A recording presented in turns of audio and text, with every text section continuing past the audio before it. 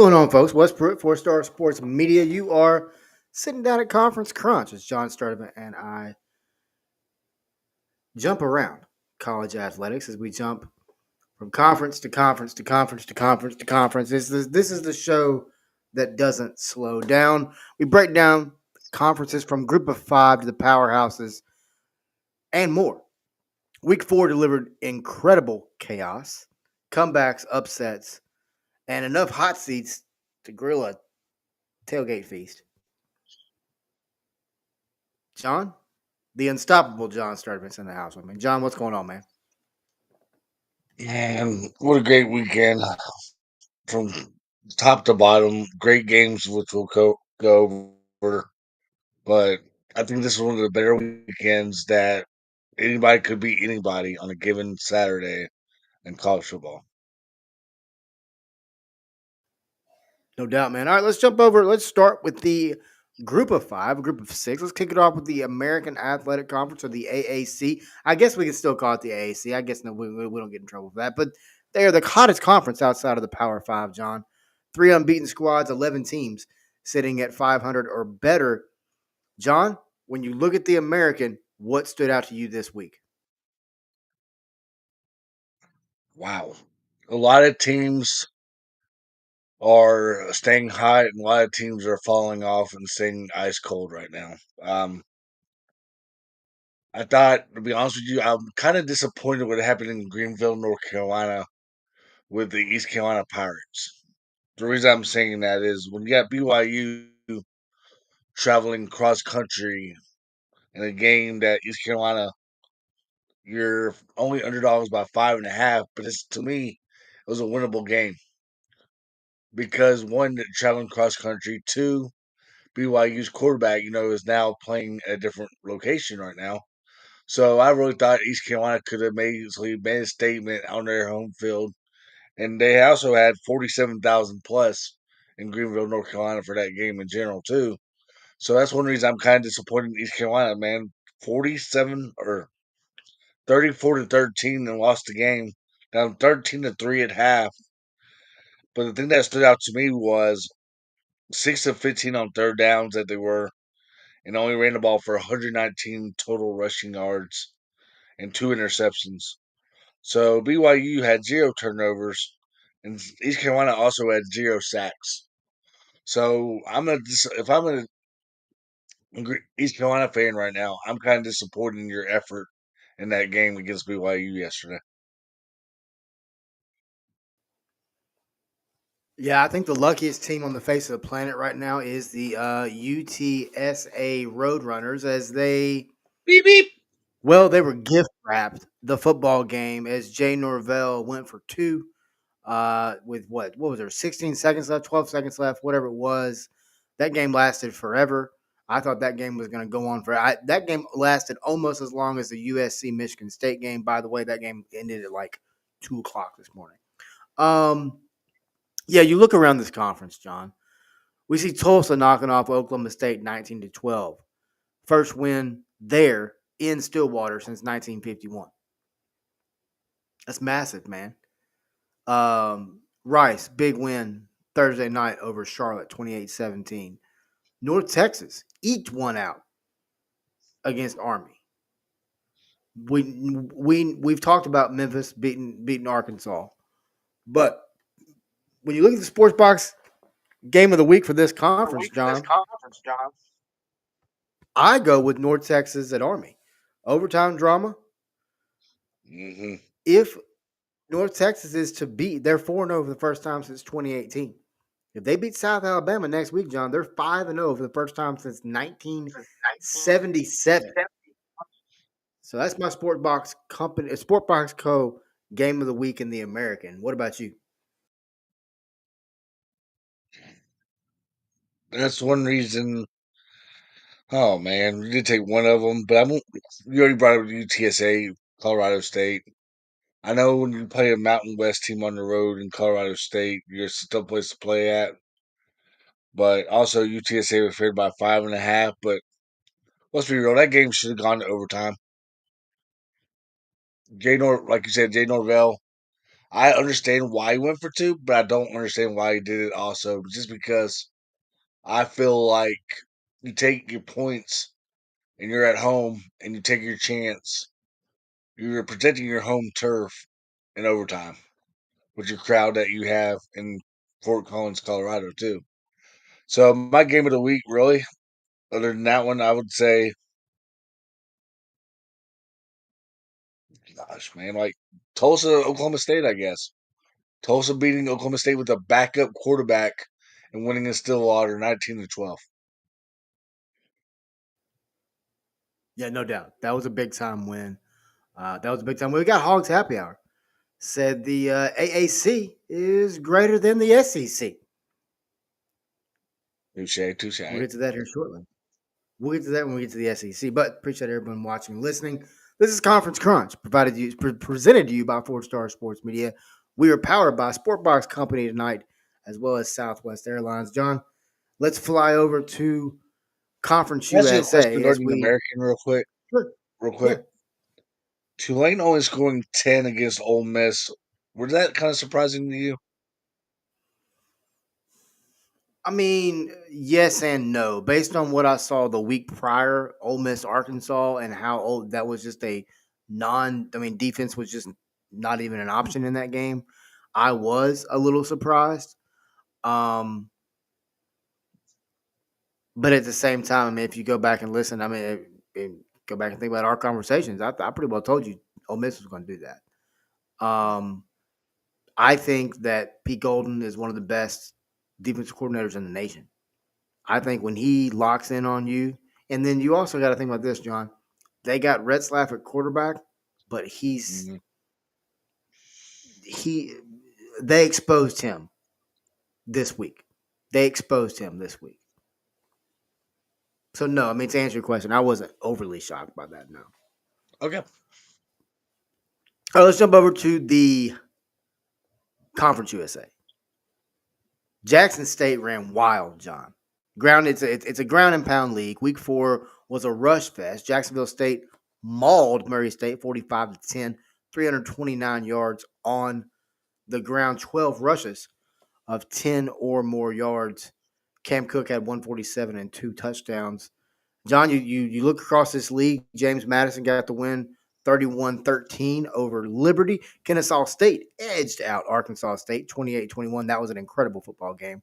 We talked about 45-10 with the Jacksonville State game. Missouri State knocked off UT Martin. UT Martin is just, and they have had a hell of a schedule to start the season. But Missouri State knocks off UT Martin 42-10. Marshall knocks off MTSU 42-28. Western Kentucky ekes one out 31-16. LOL. Haha. Funny. Over Nevada. This is my game of the week right here, John. Louisiana Tech 30. Southern Miss 20. Big time win for Louisiana Tech right there. Texas 55-0. We've seen the whole Texas. Let's just pump our chest out with Arch Manning. Get out of here. Miss me with that mess. And then another incredible game to end the night, John. ULM and UTEP. So when you look across this league, Delaware first FBS win. Under real underdog vibe there. But John, when you look across this league, what is your sports box game of the week in Conference USA?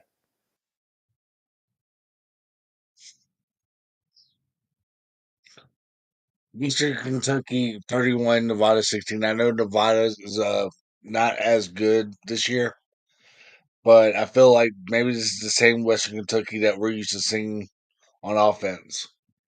They had 361 total yards, 216 through the air, 145 rushing, and I feel like Western Kentucky did a pretty good job also on defense in that game. So I'm gonna go ahead and give me that game as my game of the week. Western Kentucky beating Nevada at home in a good environment down in Bowling Green, Kentucky.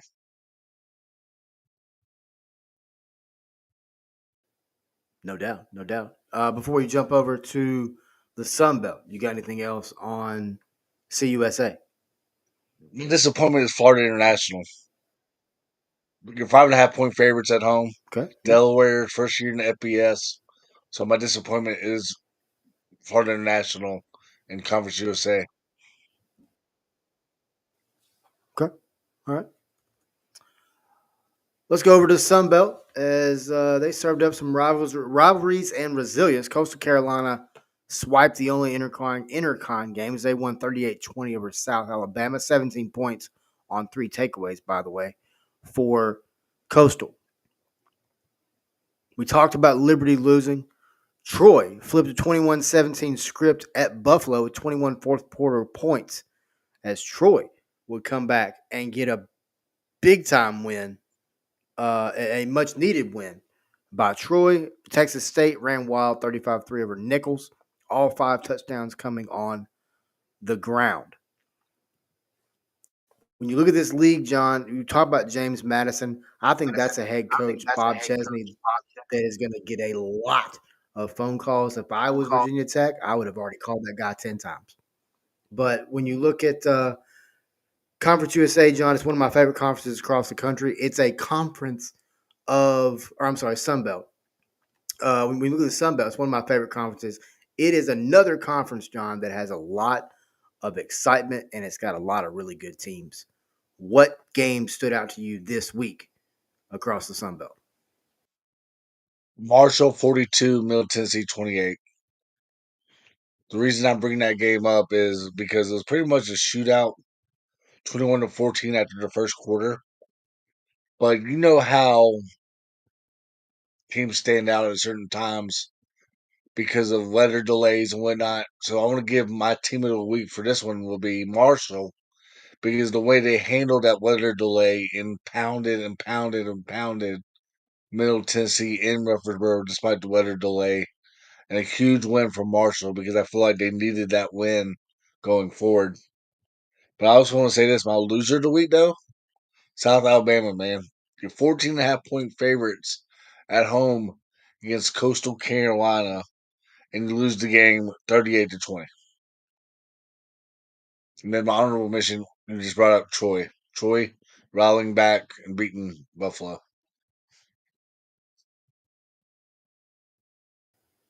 It's a big time win for Troy right there. All right, John, let's jump over to a little D2 football as we talk Great American Conference. It's another conference that we cover here at 4 Star Sports Media. Great American Conference is one of the most intriguing conferences in all of college football. It's Division II, and they play 10 straight weeks. No bye weeks, 10 straight. Bam, bam, bam, bam, bam, bam, bam. You play everybody. I love it. We're in week 3 right now. We'll get to the standings in a minute, John. But we got upsets and blowouts, and the first upset was Arkansas Tech walking into Wichita Baptist and edging the Tigers, Purple Tigers, 28-23. As the Wonder Boys are now 3-0 on the season. Harding, big win over Southern Arkansas, 31-12. Henderson State absolutely hammered the Boll Weevils of Monticello, 48-18. When you look at the standings, John, Arkansas Tech, Harding, Henderson State, all at 3-0. East Central, Southern Arkansas sitting at 2-1. Everyone else, Wichita included, sitting at 1-2, 0-3. Looking up, what's your thoughts on this Division II Great American Conference Football League? Well, looking at the predictions in the preseason by the media poll, we thought this year, other than Harding, who else could challenge Harding? And right now, it's definitely showing that 2 or 3 teams very well could challenge Harding for that overall number one playoff spot in the Division Two football. I see you said Arkansas Tech is undefeated right now at 3-0. So that's a lot of Yep. surprise, a lot of people right now. I'm guessing. So yeah, Yeah, Arkansas Tech, I really wasn't. I mean, I didn't expect to see it. Matter of fact, that was my Sport Box game of the week for the GAC was Arkansas Tech walking into Cliff Harris Stadium, which is not an easy place to play, by the way, and getting a big time win. It's a gritty conference, man. But speaking of gritty, let's jump over to the Big 12 as we get into the power conferences here on Conference Crunch. We appreciate everyone watching and listening right now on our social medias. Please feel free to interact. Shoot us your comments, shoot us your questions. John, right now the Big 12's on fire. On fire right now. 7 undefeated teams. TCU, 7 win streak. that came to an end. But we saw some rivalries this week. We saw the Iron Skillet, which was played for perhaps the last time. I just don't like it. I want to see it played more. I want to see it played every year. We saw the Civil War. We'll talk about the Big Ten in a minute. But you look across this league, John, Texas Tech. My sport box game of the week was them blowing Utah out of the water. 10 Largest, a.m. too, right? exactly, it was. And that was the largest deficit, the biggest deficit for Utah at home since I think it was like 30 years ago. So big time stuff there. Big 12's on fire. A lot of fun in that conference. We see Colorado finally, maybe, possibly have found a quarterback. Maybe, I don't know. Still haven't found a running game, but they found a quarterback. Matter of fact, Caden Slaughter did something that the quarterback that has his jersey retired right now at Colorado didn't even do. So yeah, hey, Blake's right. The best team money can buy, and that's why if you go back and roll the tape back, whenever we talked about the Big 12, I said then Texas Tech is what, John? A team to look out for. But what's your thoughts, John? What's your take on the Big 12 in Week 4? Scott Frost. Wow, wow, wow, wow, wow. Not only did they beat North Carolina and Bill Belichick in Orlando, they won the game 34-9 over North Carolina. But overall, great team win for UCF. 143 rushing yards. You hold North Carolina the 63 rushing yards. But what stood out to me was Scott Frost 4 of 4 on 4th down conversions. So credit UCF and a great non-conference win to go to 3-0 before they travel to a winnable game in Manhattan this week against Kansas State. If Scott Frost and company can start the year 4-0 before they host Kansas, and then be having 6 wins before they play West Virginia at West Virginia, wow. What a story regarding Scott Frost in his first year back at UCF.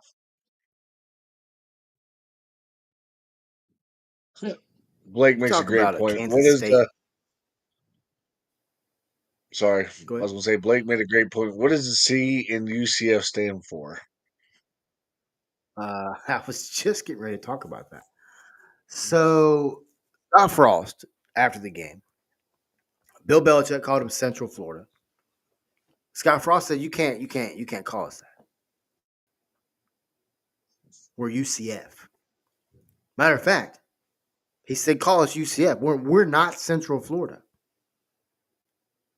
So I listened to a show on XM Radio. It's called Full Ride. It's Hmm. on Sirius XM College Sports. Chris Childers and Rick Neuheisel, and they have a segment called "Get Yourself Together," and it's for dumbass comments like this right here. I fully expect to hear Chris Childers tomorrow tell Scott Frost to get himself together because the C in the name says Central. The University of Central Florida is actually your college's name. Hmm. But what are we talking about here, Coach? What are we talking about? But my question is, did Bill Belichick and Jordan Hudson ride the Pandora ride first when they got to Disney after the game, or did they get on like Tiana's River? Did they get on the river cruise, jungle cruise? These are questions that I've asked numerous times, and I haven't got anything on social media back. But I want to know what they did at Disney because pretty damn obvious he wasn't worried about the football game in front of him. He was concerned with other stuff going on. Um, Or did he pop in the my question with opinion, Mickey Mouse? this Bill Belichick PR stunt needs to just end. It's a complete joke. He's not the NFL's 33rd team is not freaking North Carolina. That is the dumbest damn statement I've ever heard in my life. Um, and it's time to just can his ass. Get him gone. What are we doing here? Like, what is this really accomplishing for Bill Belichick to just being embarrassing himself as a a college football coach? And then when you call yourself the 33rd NFL team, but then you don't even allow the NFL team that you coached for, that you won Super Bowls for, you don't even allow that team to come scout your players because they threw their thumb up at you. So you're going to do the same thing and throw your thumb up at them. No, Bill, what you did was you just gave the entire NFL the middle finger. And you don't care because you're Bill Belichick and you're dating a girl that's 50 years younger than you are. It's sad. I think it's tarnishing his dynasty, but more importantly, get it over with. Can we just call it what it is? And hey, the boosters the boosters were pushed in this way, so they made the decision. And I guarantee those boosters are now sitting there going, "What the hell did we just do?" Because the coach in waiting is his son. The Gonna defensive get rid of the coordinator whole family. can't stop anybody. Their defense can't stop a damn water leak. I mean, nothing. They can't stop a runny nose. It's terrible. But and we're actually getting ready to talk about the ACC. But as we let's just go to the ACC. So Can I say this Miami regarding? absolutely I want to say this real quick. go ahead. I want her to be off the sideline because it looks like she is a distraction. Not only is she a distraction for Bill himself, probably, but she also is probably a distraction regarding the team itself too, because the way they're performing. You only Well, scored 9 points. supposedly she was banned from all activities before the season Right. got started So why is she on the sideline? because she's not in timeout anymore. She's not in the corner. She don't have her nose in the corner anymore. She's gotten past her punishment, I Yeah. guess. But to your But point, did she get engaged to Bill in front of Mickey Mouse at good old Disney? I guarantee they win. I Yeah. mean, it's a little bit of sarcasm there, but not much. Just to be honest with you, not much. Um, you talk about the ACC. Is there some rivalries? We saw Miami absolutely smack around Florida. We'll talk about Florida in Colin just a woke few up minutes. too. Yeah. Uh, Cristobal just avoided past collapses. Georgia Tech, that team's really good, man. They're fun to watch. Syracuse, Mm. I mean, what else can we say? I like Fran Brown. I think he's a coach that could maybe make a jump to a bigger name school. I think he Mhm. enjoys being there, but you know what I mean. NC State, Wake Forest, man. I thought Wake Forest had him. I did. I thought Wake had him, but they didn't. Stanford, you talked about Stanford earlier, John. They knocked off Boston College. There were six unbeaten teams entering the weekend, man. It's pure chaos. But let me talk about just real quick, man. Miami's grip on the state of Florida. They got some swag back to him. Michael Irvin was cranking that damn siren like it had cocaine in it. I mean, he was just getting after it. Him and Sebastian, the mascot, were both just zooted. Um, it was a rout, and honestly, it was my sport box game of the week.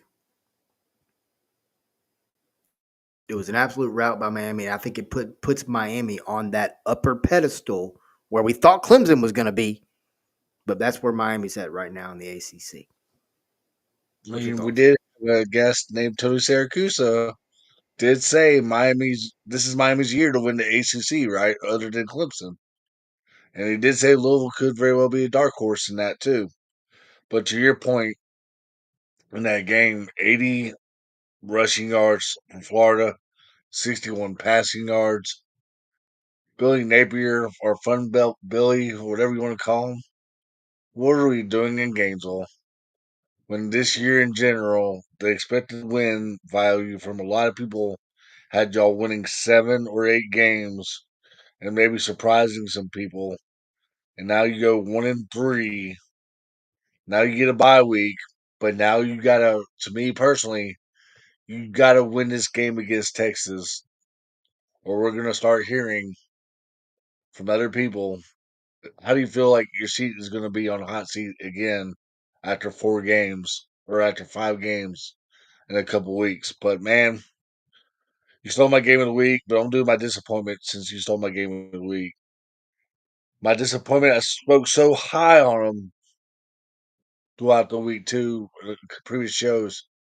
California losing to San Diego State 34 to nothing.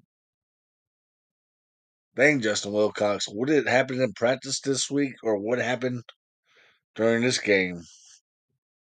65 rushing yards. So California, Justin Wilcox, what happened there? Yeah, that one stunned me, man, because I was starting to ride the Calogrifics a little bit. I was starting to ride with the Cal Bears. Um, yeah, the ACC is going to be a lot of fun to watch, man. But another league that's really fun to watch is the Big Ten.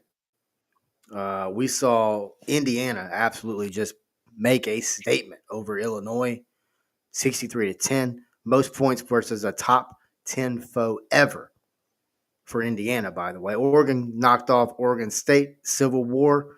They don't call it the Civil War now. I don't care what they call it. It's the Civil War. Damn it.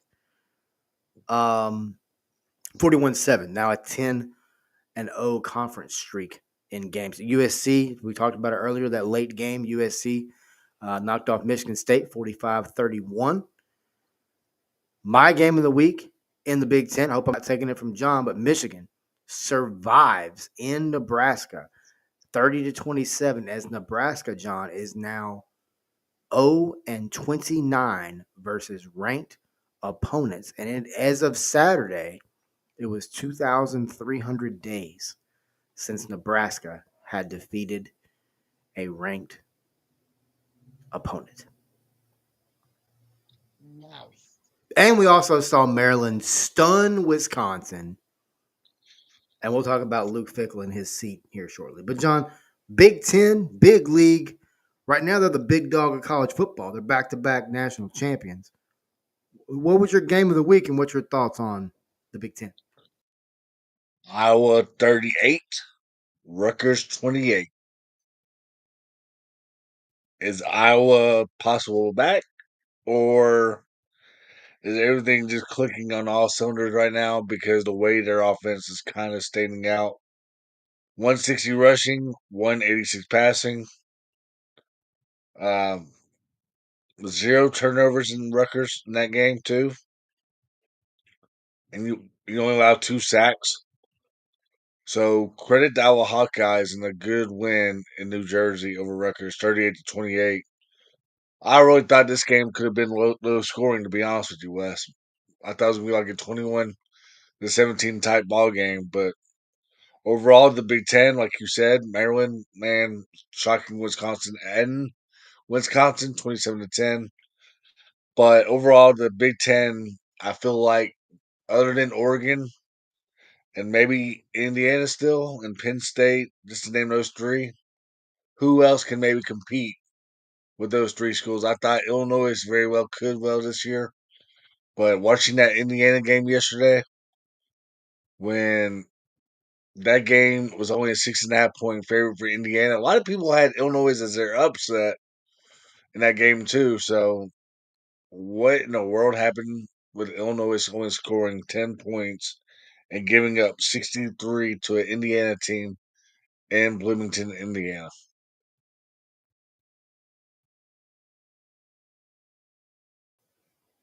You know, you look at the job Kurt Signetti has done in Bloomington, Indiana.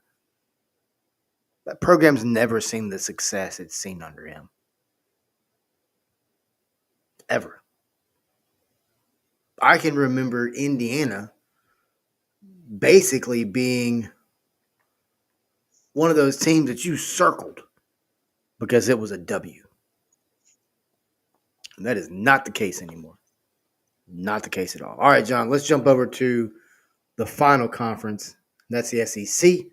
You know, the conference that eats itself. The SEC just cannibalizes itself every year.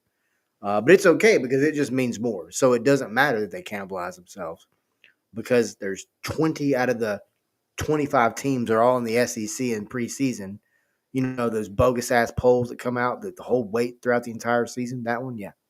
Um, John, we saw a sack fest in Norman, Oklahoma. Let's just start there. 24-17, Oklahoma, I guess you could say stuns Auburn. But 10 sacks on Jackson Arnold, man. John Mateer, 10. that kid's fun to watch. What's your thoughts Freaking on, 10. huh? I'm doing a varsity blues. A freaking 10 Oh, yeah. moment. Yeah, exactly. Exactly. Um, yeah,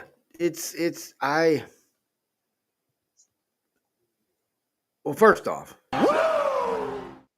let me just say the old school trick play where you act like you're walking off the field and then you line up just outside the numbers. That happens in youth football every day. Men's Um, school. yep. Yeah. He said Google it. Exactly. If you Google Signetti, you'll figure out who he is. Um, but it happens every day. And Hugh Freeze, rightfully so, was pissed off on the sidelines. And you can't tell me Oklahoma didn't know that it happened.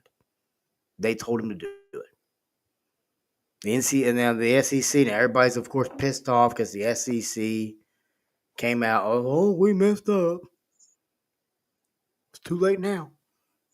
But you look across the league, man. Big time win right there. LSU dominated Southeast Louisiana 56-10. Missouri edged out South Carolina 29-20. Tennessee absolutely spanked. I mean, just put UAB over their freaking knee and spanked them so bad they had Trent Dilfer taking pictures of the damn stadium during the game.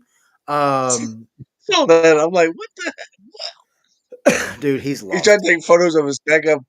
Dude, he I'm like, he what is the heck? just he First is of all, documenting his final season as a D1 college football coach. Is all he's doing. He's got to be. That guy's oh, he should lost. took it. He should took it. He should took a photo of his daggum football player freaking hurting Max Yeah, Gilbert for crying yeah. out loud. Well, Is what he should have done. look. He said he wanted to see the full video of it. He has to see the full. He wants to see it in full context before he makes a decision on that. But Oh, anyway, hey, at least we're not Alabama, right? right. Um, Vanderbilt 70 points, first time ever for Vanderbilt, 78-21 over Georgia State for a top 25. Major jump for them. Arkansas falls to Memphis 32-31. Ole Miss, like John talked about earlier, holds Tulane to 10 points, wins 45-10. John, we look across the league, sports box game of the week. I'm going to go with Oklahoma Auburn. But originally I had Missouri, South Carolina. But I'm gonna go with Oklahoma Auburn. I think it's just a defensive masterclass, and there was other defensive master classes across the SEC. One of which was in Memphis. It just didn't turn out in the SEC team's favor. But you look across this league, the defenses are getting better, and I will tell you this: Oklahoma's playing really good right now, man. Defensive masterclass. Um, they're savage, man. It's a savage league. Like I said, they cannibalize each other. They eat themselves every single year. But what's your thoughts on a wild SEC? Also, to Blake's point, the officials or the SEC did not cause Auburn to allow 10 sacks. Great point, Blake. Also, want to say this during that game, Hugh Freeze was also livid when Auburn supposedly got a fumble and they returned it for a touchdown. But man, Mississippi State 4-0 for the first time in a long time. I know they beat Northern Illinois 38-10, but that's the What is start of it, the season. 2021? Is that what it is? Yeah, something like that. But that's the first time being 4-0 in a while. And that's what Jeff Lebby and Mississippi State actually needed to start the season before they actually start SEC play. Because now all you need is just two more wins, and you're bowl eligible if you're a Mississippi State fan. And I'll be honest with you, if you have a game like you have it against Arizona State coming up this Saturday against Tennessee, Tennessee very well could be on an upset alert too, because we've always said on camera or off camera, Josh Heupel always has one game every year. He's always loses that he's not expected to. So if Mississippi State can start 5-0 this Saturday after beating Tennessee, man, people in start Vegas are going to be like, we don't want to fire this guy now. But to be honest with you, why do you want to fire a guy now that started the year 4-0 is beyond me too. That's a good point. It's a good point, man. As we wrap up the SEC, incredible action all the way across the league. More incredible action this week. We'll get into it more this week as we're coming up. But John, it's time for a fan favorite, one of my favorite segments of the show. It's called Hot or Not, and it's all about coaches. I'm a man. I'm 40. Speaking of that, Mike, let's start with some hot seats, John. As I've got a list of 5 coaches whose asses are hot, and I've got a list of 5 coaches whose asses are not. So we'll start with hot. John, give me your Go and list. do, go and do your list. I'll let you go first, my friend. You want me to go first? Yeah, if you don't mind. Um, I mean, probably Napier is my first one, but the guy who I just said, Mike Gundy, he's going to have, I mean, all these coaches on this list are really just going to have to learn how to Survive. because if they don't, their season's over with. I've got a list of Billy Napier number 1, Mike Gundy number 2, Sam Pittman number 3, Luke Fickell number 4. Surprisingly enough, Dave Aranda number 5 on my So hot Aranda list. basically, yeah. I mean, and just because I mean there was, you got the come from behind loss to SMU. I mean, there's some early struggles. Luke Fickell. I mean, I don't have to say anything else about Luke Fickell. Um, they're in a Big Ten pressure cooker, and they may be in trouble this year. You look at Mike Gundy. I mean, dude, you cannot lose. Retire. You can't lose the Turnpike Classic to Tulsa. You just can't. He's got a $15 million buyout. It's looming. They're in free fall right now, and I ain't talking about his mullet either. I'm talking about the team. Sam Pittman. I think Pittman's in trouble. Um, that fan base is 2 fumbles and a missed field goal away from having a hell of a lot more optimism than they have right now. But I don't know that he survives. I don't know that. I mean, Jason Patterson and I talked about it earlier. I don't know. What do you say? SEC bias, but game day should have picked an SEC game to go to this weekend. I don't know, man. Penn State, Oregon, that's going to be a whiteout. That is going to be an atmosphere for sure. All right, John. Give me your. You got a list of hot. I got a not list too. So let me know on that one too. The only took some of my hot seat coaches, so that's one reason I just wanted to see if we kind of differ on it. Yeah. But one coach that's not on your list, I'm going to go ahead and do is Chris Kleiman from Kansas State Yeah. Wildcats. 1-3 on the year when you very well should be 0-4 because you should have lost that game against North Dakota as well. So Chris Kleiman, Mike Gundy, of course, the people that have been in the Big 12 for a long time. I think the game might be catching up to them and Chris Kleiman and Mike Gundy at this time because I think a lot of coaches have figured them out.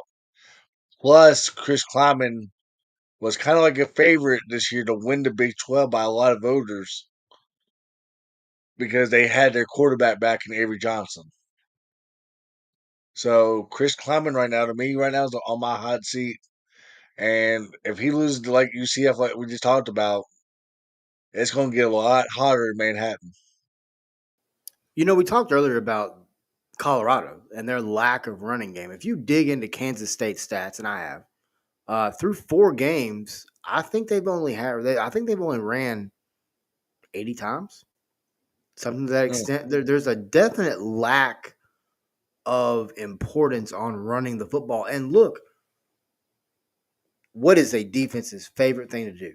Get after the quarterback. If you don't have a running game, that's all they got to do. They just got to line up and get after you. Um, but no, I mean, you look at the not hot seats across the country. I've got Jeff Lebby, number 1. I think a lot of people had him possibly on the hot seat as the season started. Excuse me, I didn't mean to hit my mic. As the season started, but you look at the job that Jeff Lebby's done right now. 3-0. They're all blowout wins too, John. The Bulldogs are barking. That's for sure right now down in Starkville. Brian Kelly's number 2 for me.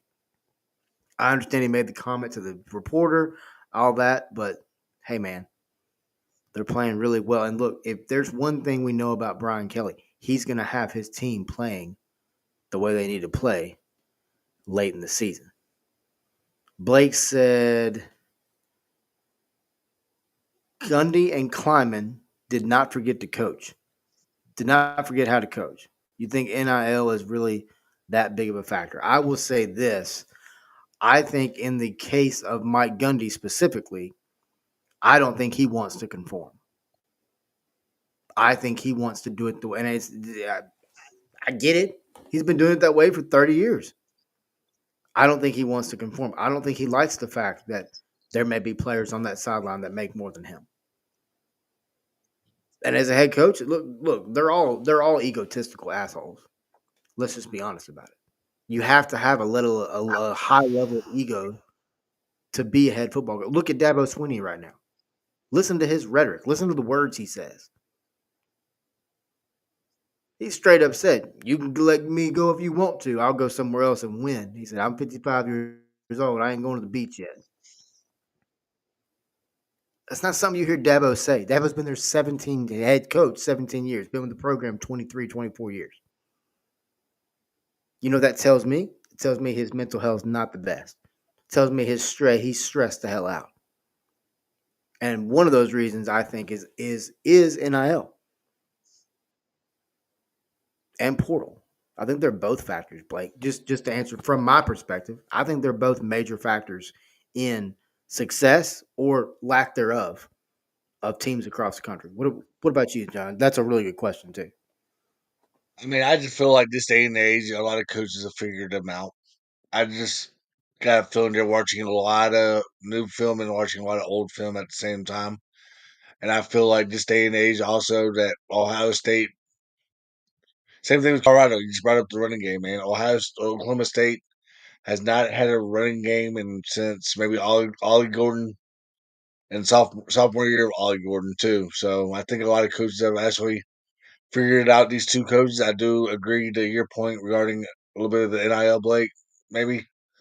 But I think this day and age, a lot of coaches have figured them out because this day in college football, a lot of people have other coaches that can tell them a little bit about their background too, a little bit, but maybe have coached with them in the past.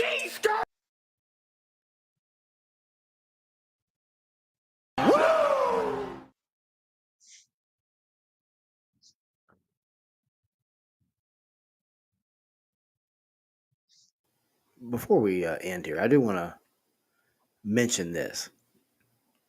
So when you look across the league, you look across the country, there's certain coaches. I talked about this one earlier. How they just have a stigma about them, right? Mario Cristobal. You look at Mario Cristobal at Oregon. You look at Mario Cristobal now. He has had a history of similar to Les Miles in a sense, fumbling wins. I think, and Tony Siracusa has labeled him as an Instacart coach, meaning I'll let you go get all the groceries, but I don't want you to cook the dinner. Mhm. I love that. I think it's an incredible way to describe him. But I'll say this: his seat's cold right now. You just beat Florida. The only one you got left to beat is Florida State. Because at the end of the day, if you're a Florida school, if you win in state, you keep your seat.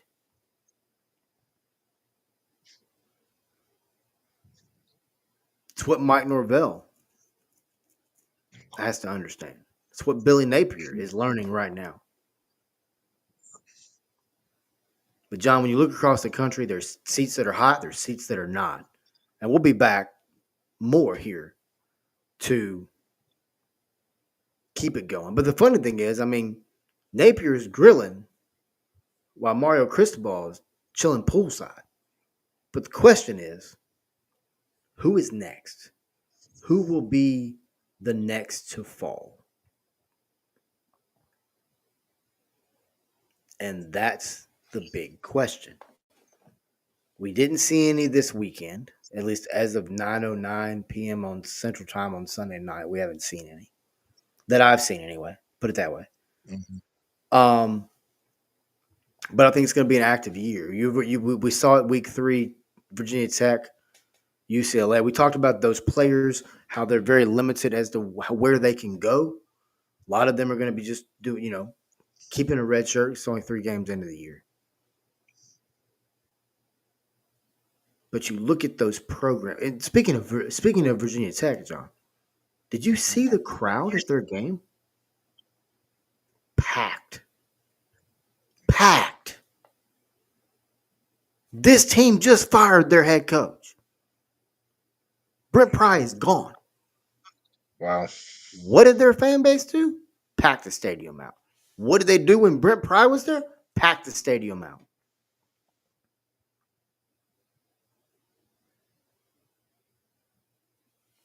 But when you look at week 4, we've crunched a lot. What did Notre Dame do? Pack it out. They didn't fire their coach, but they still started the year what, Owen? They're So 0-2. 0-2 right now, yeah. they started the year 0-2, but they're gonna get a big win over Purdue. I know it's a Yeah. Purdue team that's not as good, man, but Right. it's still a Purdue team that can cause people problems. But Notre Dame still had 77,000 people at their game. And that's a Purdue team that I think given Barry Odom time, he can get them playing respectable football. We'll word it like that. But John, we've crunched week 4 from Memphis is currently 8-game winning streak, tied with Ohio State as longest in the country. We saw in Indiana absolutely explosion. We saw SEC sacks. For all you watching and listening, hit the subscribe button, hit the follow button, head over to our socials, follow us now, head to our website, 4star.live, as we've got much more there. And drop your hot seat picks in the comments. Next week, we'll be back for week 5 as we preview and recap as well. But exciting show. I love this show, man. Being able to come in and crunch all across the country is a lot of fun. It takes a lot of research as well, and that's how I want to close the show. You know, John, you look across the landscape of sports media. You look across the landscape of people doing like us doing what we do, and this show has allowed us to cover college athletics, not just college football, college athletics as a whole from a national perspective. You look at guys like Tony Siracusa out on the East Coast. Look at guys like Brian Finley out on the West Coast. 2 guys. I mean, we're coast to coast as far as people we know, people we've connected with. But when you have coaches, when you have administrations, I was at the LPGA tournament, which was canceled because of torrential. I mean, that golf course, based on sources that we have, received 5.87 inches of rain total in 48 hours. Wow. According to the LPGA, it was 3.25 inches of rain. That was just in the last 24. But if you take the last 2 days as a whole, 5.87 inches of rain. That's per sources. But at the end of the day, we continue to grow. We continue to push forward. And like I say all the time, it's 4-star name, but it's 5-star coverage. And that's not going to change. We continue to grow Hogs Happy Hour. We talked about him tonight. We're talking to him right now. We continue to grow. We support each other here. We have a real love for each other here. Um, and it's going to be a Good lot point, of Blake. fun. Good point. Fans in the SEC will be pissed off on Tuesday when their, quote, permanent rivals are announced. And he's right. And speaking of fans, there's some real wild ones out there. But if you're going to come on social media, there's no point in reacting to a post unless you've watched or listened to the post. Because if you react without watching or listening, you're just following headlines. You're just following the headline for that post. So that's how I want to close. If you want to listen to our coverage, head to 4star.live. If you have a podcast listener like John over there, myself included, Apple, Spotify, iHeartRadio, Stitcher, TuneIn, we're on all of them. I'm working to get where you can go, hey, Google, play 4-Star Sports Media Network, and it'll pop up. Working on that now. But with partnerships like Sportbox Company, that you heard about tonight, Athletic Brewing Company, the nation's largest non-alcoholic distributing company in the nation, Scranton, Pennsylvania, San Diego, California, Walmart's all across the country. SeatGeek, head over there now. Create you a login. When you do, $20 off your first ticket purchase of $50 or more. And trust me, folks, there's tickets everywhere for $50 or more, especially coming right up here in Fayetteville, Arkansas, as the Golden Domers head up here for a first time ever meeting with Arkansas. CBD for life. If you're like me, you are old and you've got pains, and that helps. It's not THC, folks. It's CBD. It's not. You're not going to walk around looking like Cheech and Chong, but you will get the medicinal effect of CBD, and it will help you. But head over there now, CBD for life. And then Fanatics. If you're a fan like us, it's short for Fanatic, in case you didn't know. But head over there now, fanatics.com. Gear, everything, collectibles, office stuff. I mean, crap, they got everything there. They got everything. But head over to fanatics.com /4-star sports now. And then lastly, we got to land. We got to land this bad boy. And let's land this bad boy with. Sorry, I had to read Blake's comment real quick. Sorry about that. Got me oh, choked up there, Blake. That oh was man, funny. And I'm lastly, sorry. we'll land with Southwest Airlines as we partner with them as they are the official ticket supplier, flying supplier, flight, whatever word you want to use. When we fly Southwest.